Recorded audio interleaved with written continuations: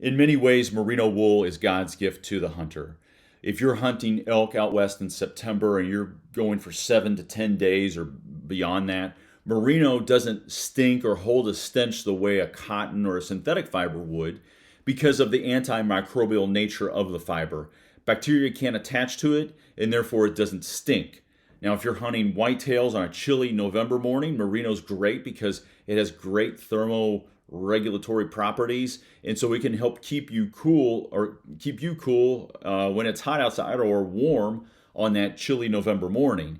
And so merino is a fantastic base and mid layer for a lot of hunters in a lot of different settings.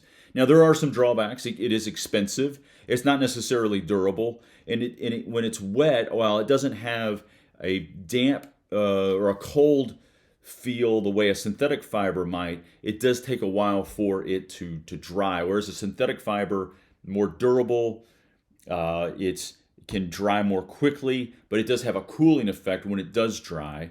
But it lasts longer, and so there's some interplay and some advantages to both the synthetic and natural merino fibers.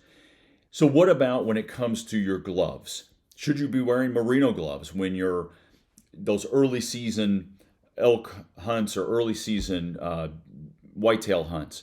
And I was hunting turkey recently, spring morning, 40 degrees, and I noticed my merino gloves were not working very well. My hands were very chilled, and I didn't think it was that cold. And I thought, how is this not keeping my hands warm? So I wanted to dive down this rabbit hole a little bit and look at a couple different groups or sets of merino gloves in comparison, and then also pull in some different fibers, some silk and some polyester gloves to get a sense of how all of these would compare or how they would perform.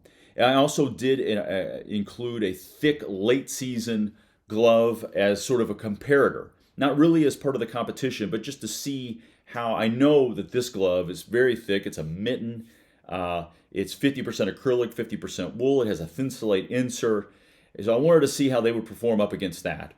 So what I did was put on the glove, take the temperature of the surface of my hand, and then note that, and then put my hand in a 14-degree deep freeze for a period of 3 minutes, and note the temperature change at 1, 2, and 3 minutes. I did that twice for each glove because I wanted at different times of the day my hands were either really warm or really cool to the touch. And so, for example, at some points the surface of my hand was 80 plus degrees, and at other times the surface of my hand was in the low 60s. And so I wanted to be fair to each of the glove styles and the fabrics, and really get a sense of their performance in both settings. I did do a different data set and collected data prior to what I have published now, but I wanted to do this right because I wanted to be fair to each of the gloves. I threw out that old data and redid the whole thing over. And what I have here is a spreadsheet that has all of the information that I'm going to share. You can certainly go to a link here, my YouTube channel, or on my Instagram at j_coons_hunts, and download this for free. And you can see all of the information that I'm going to be sharing. But what I'm going to do is go through each glove and its performance, and I'm going to start from worst to first. And so we're going to dive right in right now. And the least or the worst performing glove was the ThermaSilk gloves. These are gloves that are designed for long distance running, which I've used, over a period of time. And these come in at $23. These are 95% silk, 5% spandex. And what I did was look at the average drop in temperature in both tests, and then took the average of that drop in temperature. For example, in the first scenario, my hand was 89 degrees and it dropped to 76 over that 3-minute period. In the second run, the temperature challenge, it went from a surface temp of 67 to 50. And then, so that's you take the average of those two drops, and that was an average drop of 15 degrees Fahrenheit in those two temperature challenges. So this came in last.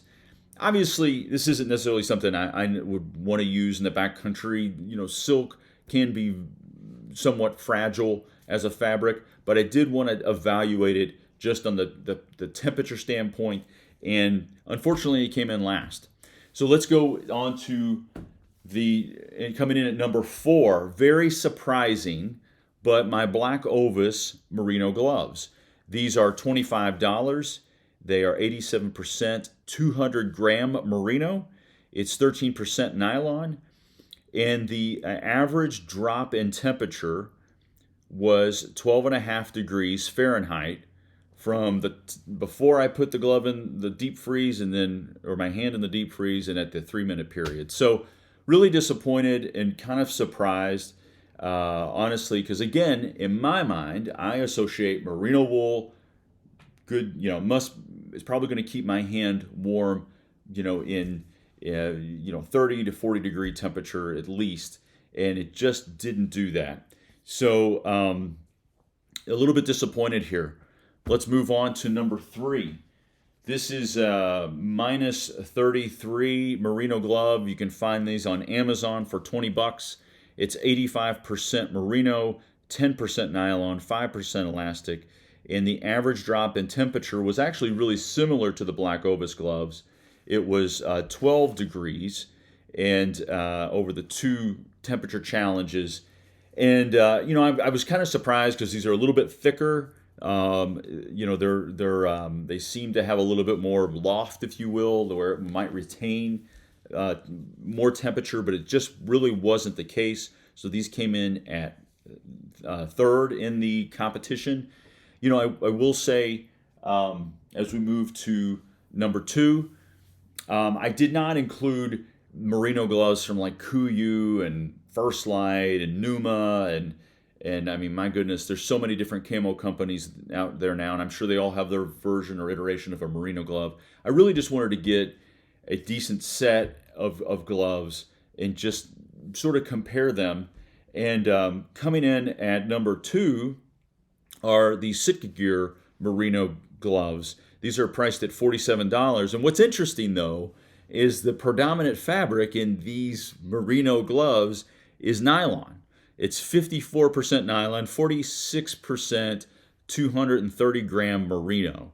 And so the average temperature drop with these gloves was 11.5 degrees. So you can see here a trend. All 3 of these merino gloves, it was 11.5, 12, and then 12.5 degree drop in temperature. So, according to the website, the nylon is more on the exterior and the interior is more of the merino, and that makes a lot of sense because, as I mentioned, merino isn't as sort of tough as a synthetic fiber like nylon. So, coming in at number 2, I really like these gloves. Obviously, they're very fashionable and very stylish, but they did not outperform the glove that comes in at number 1, which is the Nike Aero Shield. Now, these are also designed for runners and or cyclists.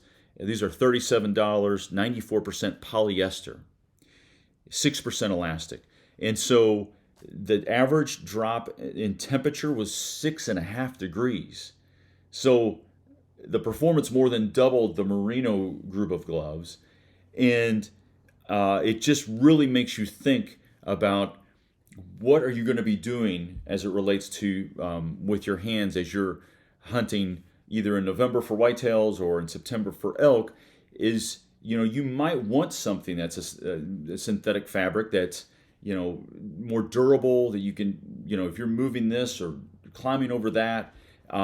Whereas a merino is a more fragile fabric, and quite honestly, these held my temperature at my hands more effectively, and so really kind of surprised. Did not expect this sort of result.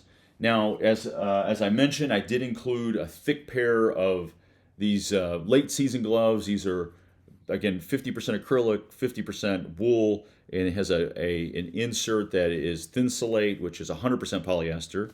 And the average drop in temperature with these was 6 degrees. So again, 6.5 degrees, 6 degrees. pretty interesting results. I hope you find this helpful and interesting and insightful. Please like and subscribe. I continue to sort of dive down these rabbit holes or wormholes to understand what gear can do for us and what is maybe more marketing and maybe not as effective for us out in the field. Have a good luck the rest of whatever season you're in, and look forward to chatting with you again soon. All the best.